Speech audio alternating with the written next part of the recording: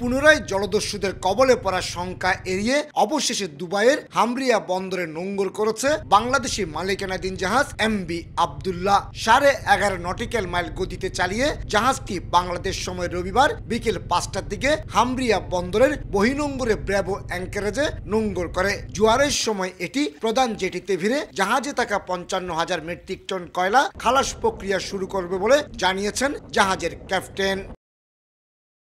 জাহাজ বাংলাদেশ সময় বিকাল 4:30টায় হামরিয়া বন্দরের বহির্নোঙ্গরে পৌঁছেছে এবং জাহাজ অ্যাঙ্কার করেছে। এখন জাহাজ পরবর্তী ইনস্ট্রাকশনের জন্য অপেক্ষা করছে। খুব সম্ভবত আজকে রাতে হতে পারে অথবা কালকে হতে পারে।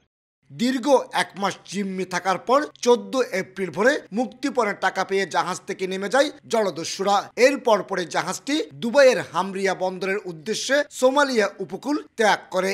এরপর পুনরায় জলদস্যুর হামলা এড়াতে ইউরোপীয় ইউনিয়ন নৌবাহিনীর কয়েকটি জাহাজের নিরাপত্তায় ভারত মহাসাগর অতিক্রম করে এমবি আব্দুল্লাহ। জাহাজে থাকা 23 নাবিকের মধ্যে 2 জন দুবাই বন্দরে নেমে গিয়ে বিমানযোগে বাংলাদেশে চলে আসবেন। আর বাকি 21 নাবিক জাহাজটিতে পুনরায় পণ্য বোঝাই করে আগামী মে মাসের প্রথম সপ্তাহে চট্টগ্রাম বন্দরে ফেরার কথা রয়েছে। গত 12 মার্চ ভারত মহাসাগরে সোমালিয়ান জলদস্যুদের কবলে পড়েছিল এসআর শিপিং এর জাহাজ এমবি আব্দুল্লাহ এবং তার 23 নাবিক। কমল দে, সময় সংবাদ, চট্টগ্রাম।